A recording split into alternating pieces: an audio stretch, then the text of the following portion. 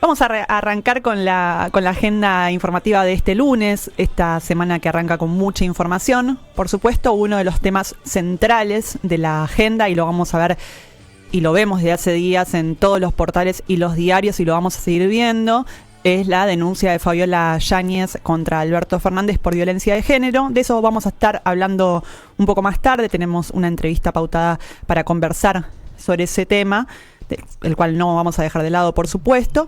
Pero vamos a arrancar, Gerardo, con un tema que también viene siendo repetido en nuestro Fuera de Foco, que es la interna que cada día está más visible, más a la luz, entre el presidente Javier Milei y la vicepresidenta Victoria Villarruel.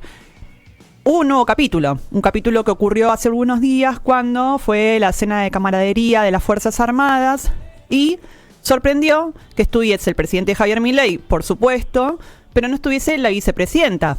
Recordemos que ella viene de una familia militar y que justamente en esa cena iban a ascender algunos militares que eran amigos de su padre, ¿no? También militar y veterano de la Guerra de Malvinas. No se dieron demasiadas explicaciones. Lo cierto es que un día después Victoria Villarruel tenía pautada un acto en Mendoza por el 17 de agosto, y una vez en el Aeroparque dijo que se sentía mal y canceló su participación en ese acto. Nuevas señales de una relación que parece desgastarse cada vez más. Y no fue solo eso. Hubo mensajes cruzados en las redes sociales. Yo no sé si los viste, Gerardo, los vamos a repasar para aquellos que no están al tanto. Por un lado, un mensaje que tuiteó Karina Milei en su cuenta de X, una placa con una frase de San Martín. Hay que chequear que sea de San Martín, ¿no? Porque se le atribuye a San Martín como a Perón mucha frase que después hay que ver si las dijo o no las dijo. La soberbia es una discapacidad que suele afectar a los pobres infelices que se encuentran con una cuota de poder, ¿no? Tuiteó ahí Karina Milei. Esto llamó la atención en este contexto de diferencias entre el presidente y la vicepresidenta, pero no fue todo. Ella también dejó un mensaje que puede tener una doble lectura. También sorprendió con un tuit en el cual ella celebró que fue a buscar su título como técnica en seguridad urbana y portuaria de la UTN, una tecnicatura, además de los otros títulos que tiene. Hizo una gran defensa a la educación pública y universitaria. Parece ser un mensaje más, por supuesto. Ella tiene formación en la educación universitaria pública, pero no en este contexto en el cual el gobierno está enfrentado con las universidades y en el cual parece reavivarse justamente la lucha de los universitarios, esta vez no por el recorte presupuestario, sino porque los docentes y no docentes estamos, porque también soy docente universitaria de Universidad Pública Nacional, recorten los salarios. Por supuesto, una pérdida salarial enorme en estos meses. Entonces, en ese contexto, que Victoria Villarruel tuiteara eso, también tiene una doble lectura en este enfrentamiento entre el presidente y la vicepresidenta. Ayer Francos habló de esto, obviamente. Le preguntaron, porque es un tema central.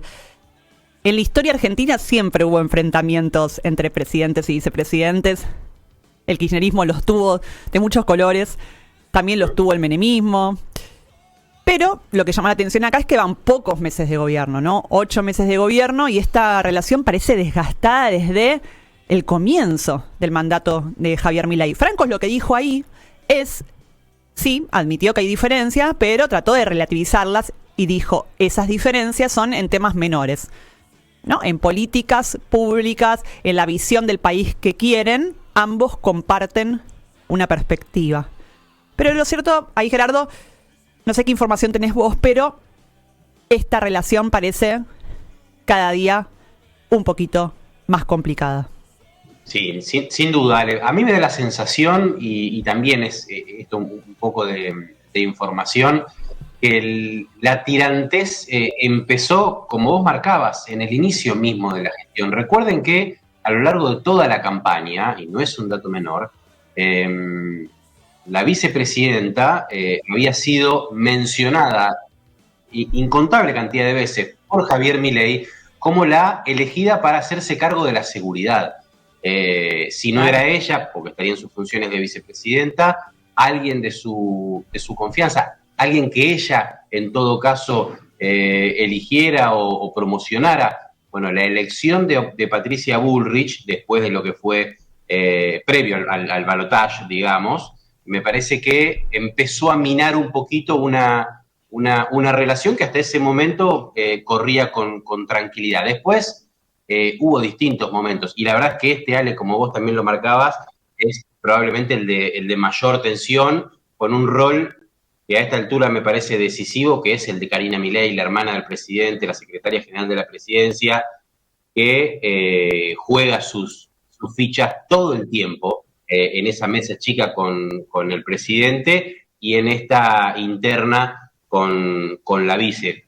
A ver, desde el entorno del presidente intentan minimizar la tensión y dicen que es una relación profesional. Fría, es verdad, pero profesional.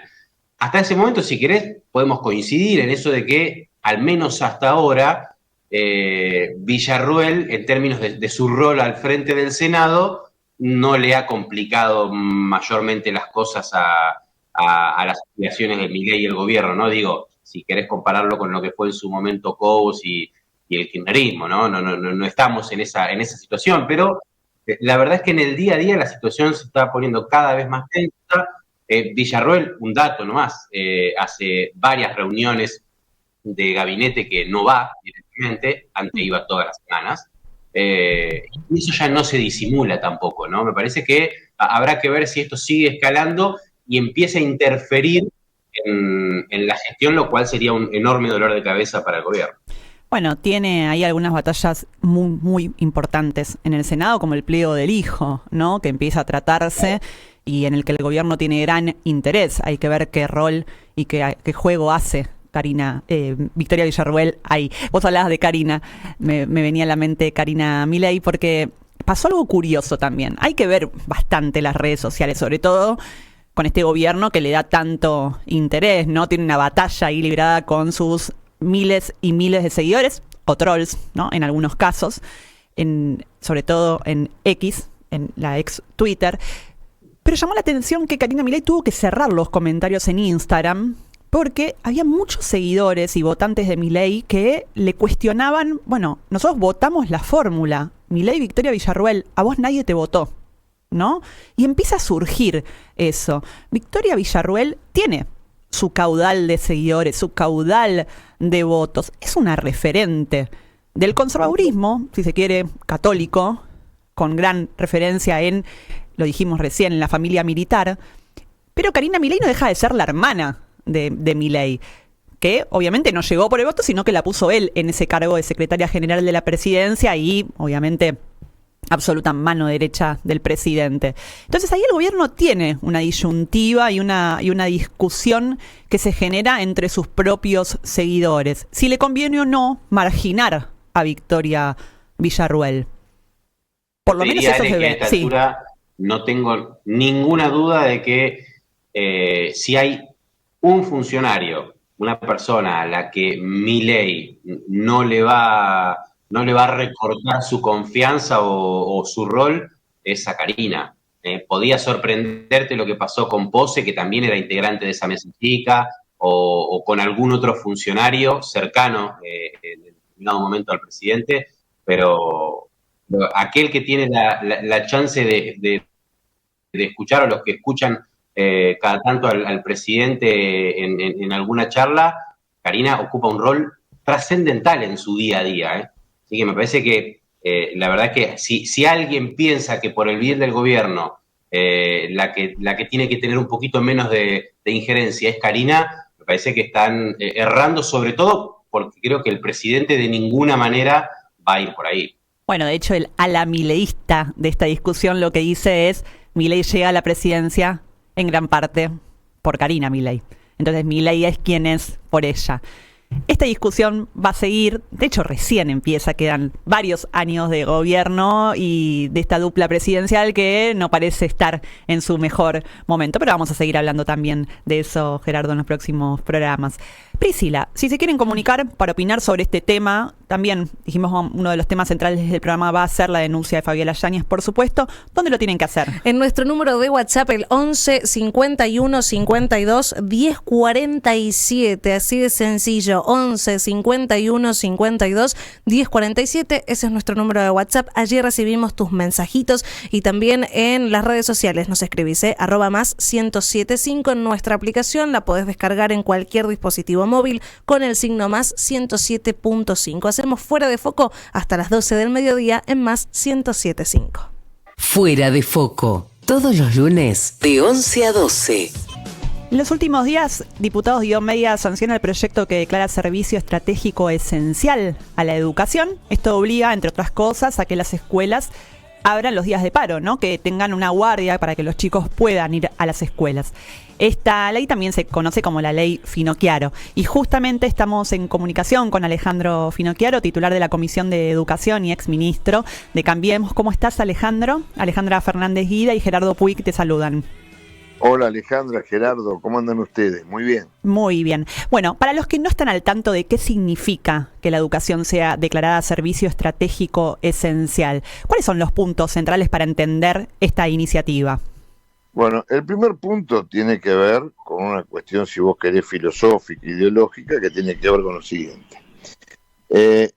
Hace mucho tiempo que hay una fortísima colisión entre los derechos de los niños y adolescentes a ser educados y el derecho de los adultos, en este caso gremialistas docentes, a hacer medidas de fuerza, que en Argentina se ha desbandado, ¿sí? Porque vos tenés otros países de la región, estoy hablando, no estoy hablando de los países centrales, donde cuando hay profundos problemas salariales o laborales y después de mucha conversación, bueno, hay un paro. Ya un paro es grave en el sistema educativo en un año, un día, ¿no?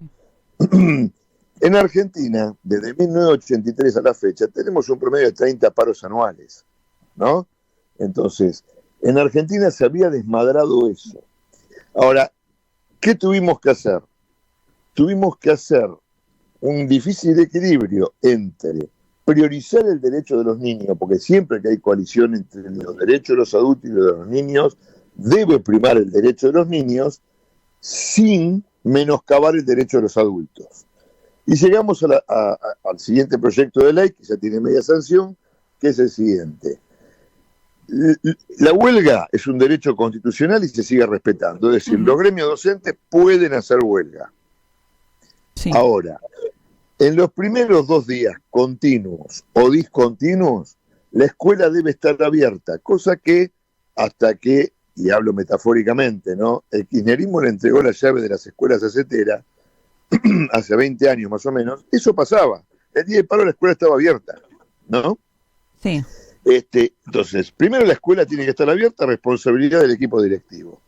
En segundo lugar, en esos primeros 2 días, continuos o discontinuos, debe haber una guardia de personal docente y no docente del 30% a recibir a los chicos y dar clases.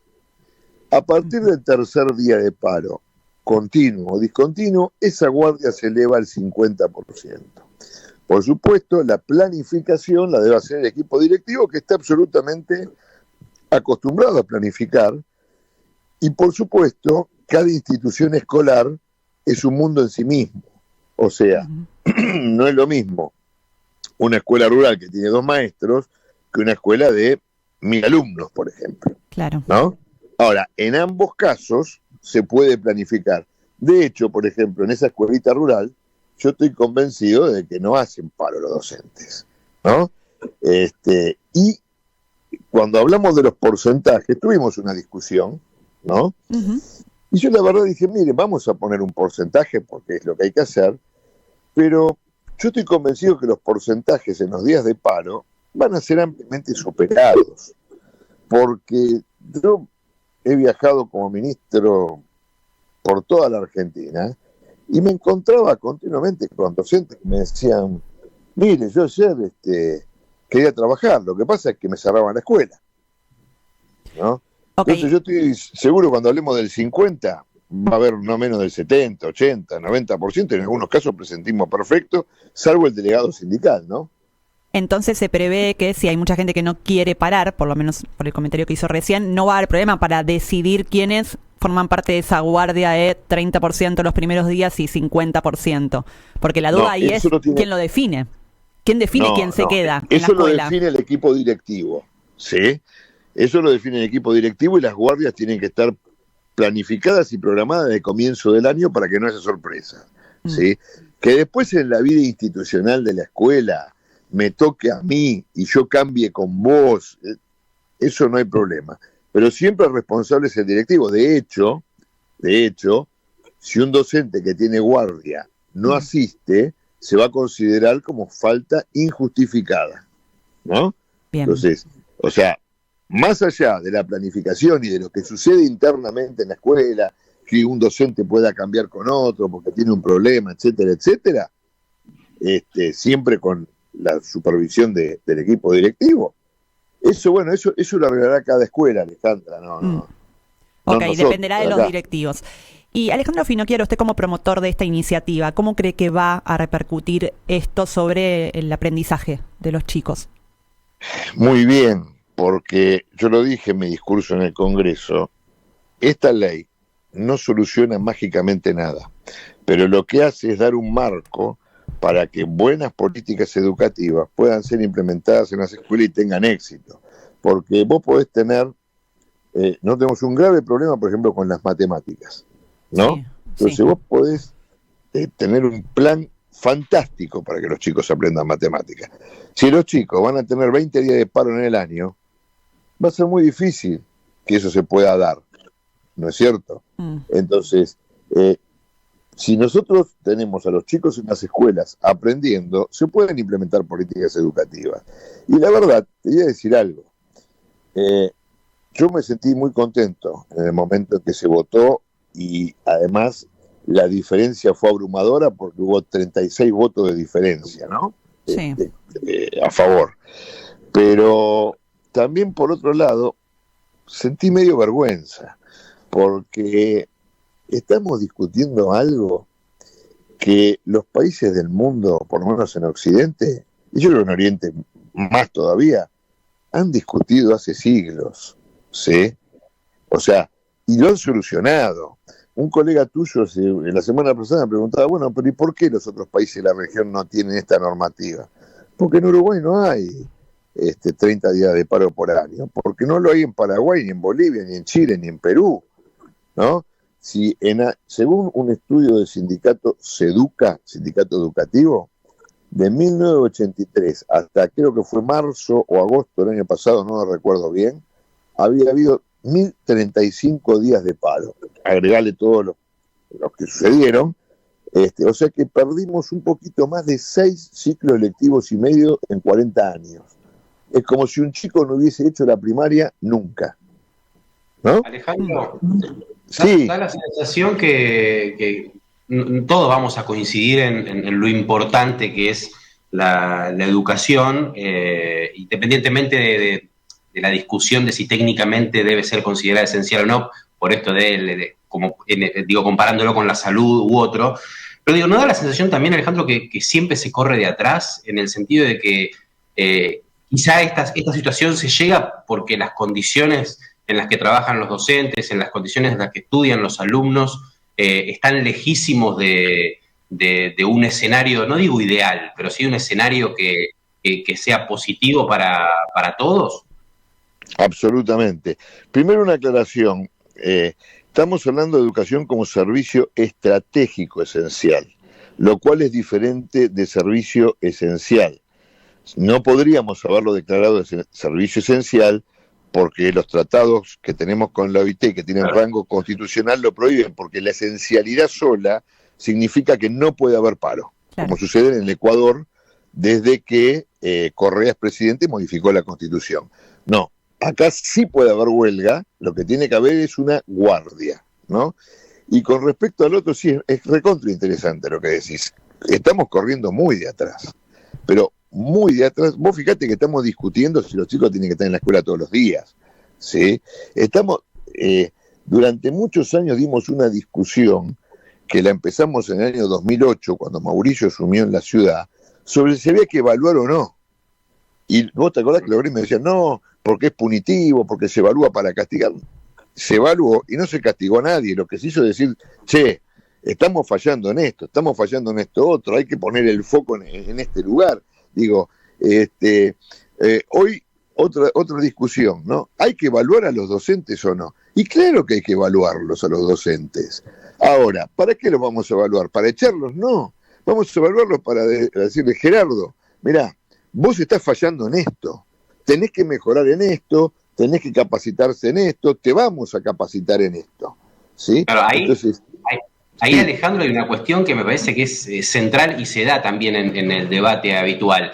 El nivel docente, creo que cualquier padre que tiene un chico en escuela, sobre todo quizá en el interior del país, reconoce que hay un montón de falencias. Ahora, hay que exigir al docente, perfecto, pero no hay que exigir a partir de que las condiciones en las que ese docente trabaja sean al menos dignas. Porque a mí lo que me genera un poco de debate interno muchas veces es decir, ¿dónde ponemos el foco? Hay que mejorar el nivel educativo, sin duda, de los docentes, pero también tienen que estar en determinadas condiciones como para vos poder exigir, o no. ¿Cómo lo ves a eso?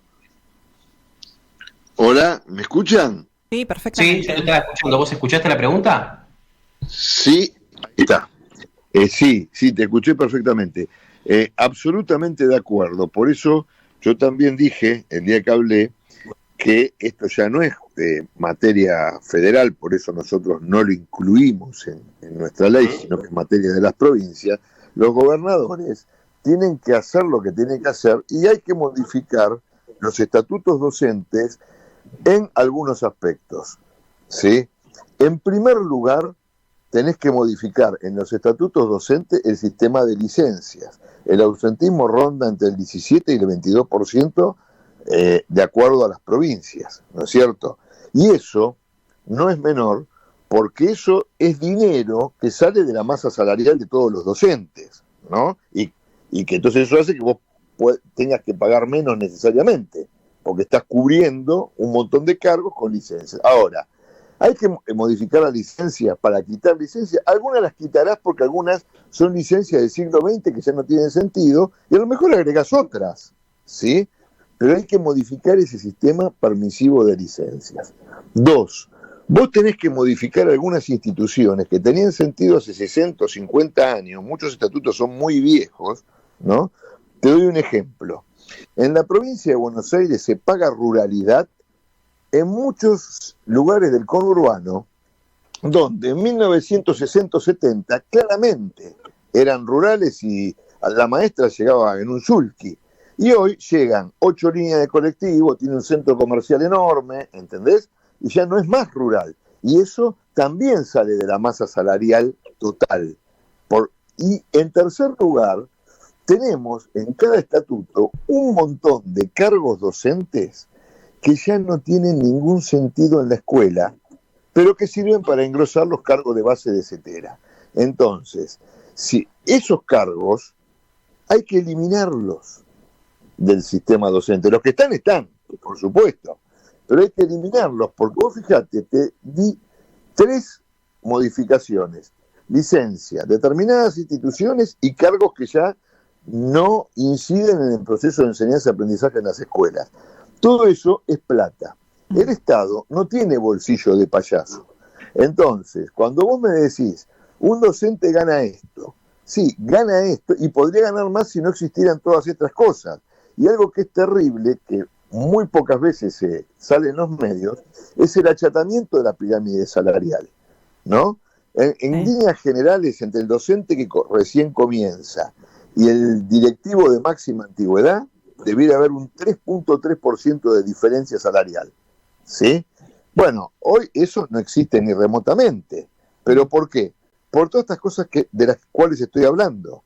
De hecho, cuando yo era viceministro de Esteban Bullrich en la ciudad, hice un estudio sobre esto, y sin dar un peso de aumento, costaba el equivalente a una paritaria, arreglar la pirámide salarial. Lo cual tampoco tenía ningún sentido, porque como están las cosas, en 5 o 6 años se volvió a achatar. Claro. No sé si me expliqué porque es un tema muy técnico, pero lo que quiero decir es, los docentes obvio que tienen que ganar más. Lo que pasa es que lo que nosotros tenemos que hacer es que ganen de acuerdo a la importancia que tiene para nosotros la educación, que ganen de acuerdo a su capacitación, pero hay que eliminar todos estos factores que son muchísimo dinero, pero muchísimo dinero que podría estar en el bolsillo del docente que trabaja. Alejandro, ¿usted cree que hoy en día, sobre todo los maestros y maestras de inicial y primario, ganan de acuerdo a una profesión que es estratégica y esencial? Yo creo que no, que falta, sí, pero también falta por todas estas cosas. Y también falta, de nuevo, no nos olvidemos que son las provincias las que tienen a cargo la educación, ¿no es cierto?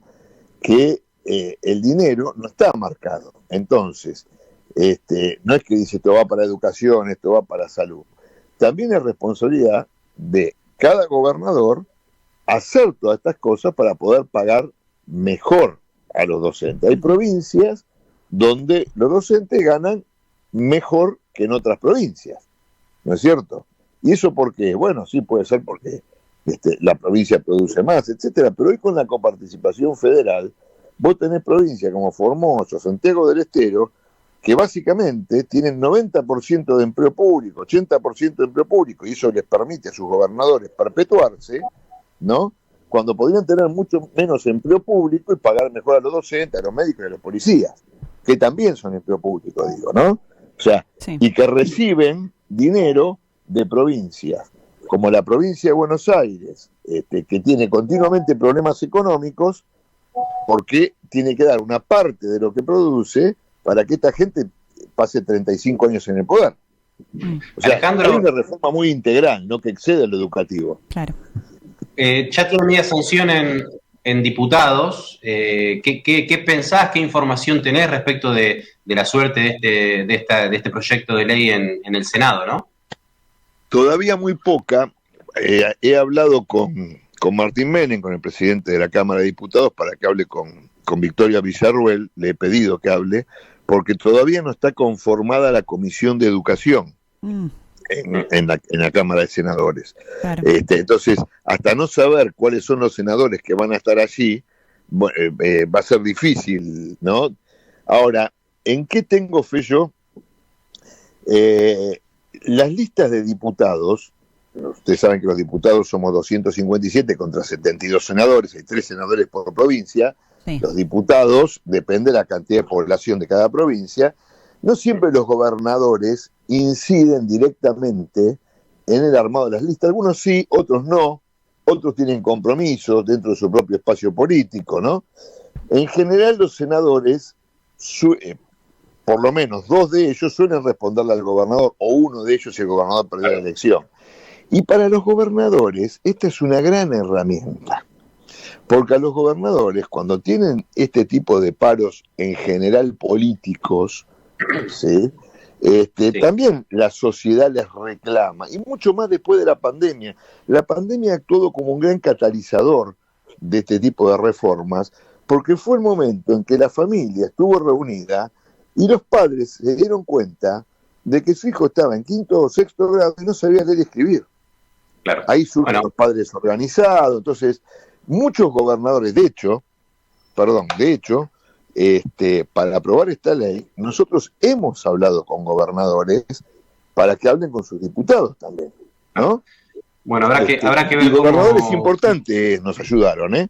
Fíjense, ustedes solamente hagan un análisis ustedes de cómo votaron aquellos que no son pro, ni la Libertad Avanza, etc. Y fíjense cómo votaron algunos diputados de algunas provincias, se van a dar cuenta. Guillermo Snopek, por ejemplo, bueno, habrá que ver, yo creo que sí, que probablemente tenga el camino allanado, no tenemos plazo todavía, Alejandro, pero bueno, ya tiene media sanción este proyecto, que te ha tenido ahí en el centro de la escena, con algún cuestionamiento también, hay que decirlo, pero bueno, es parte del proceso, entiendo, ¿no? Te agradecemos un montón. Es parte del proceso, y mientras no sea, digamos, personal, en términos de la vida privada y qué sé yo, es parte de lo que hacemos en política.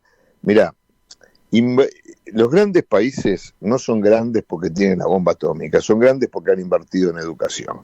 Y la inversión en educación no solo es económica, sino en costo político. Por supuesto que yo sabía, cuando junto con el jefe de mi bloque, con Cristian Ritondo, presentamos esta ley, que se nos iba a venir un conjunto de críticas, etcétera. Vos mirá mis redes y te vas a dar cuenta de las barbaridades. Pero no importa, porque no hay cambio sin dolor y no hay cambio sin crítica, ¿sí? La historia después dirá si estuvimos o no estuvimos equivocados, ¿no? Bueno, veremos qué pasa entonces en el Senado y si se convierte en ley. Muchas gracias, Alejandro Finocchiaro, titular de la Comisión de Educación y exministro. Sí. Yo espero que se convierta en ley y que la historia diga que estuvimos acertados, no por nosotros, sino por el futuro de la Argentina. Bueno, muchas gracias por esta charla. Chao, Alejandro. Chao. 11 de la mañana, 40 minutos, 11 grados 7 décimas en la ciudad de Buenos Aires. El cielo está cubierto y recordá comunicarte con nosotros a través de nuestro WhatsApp, el 11 51 52 10 47. Esto es Fuera de Foco hasta las 12 del mediodía.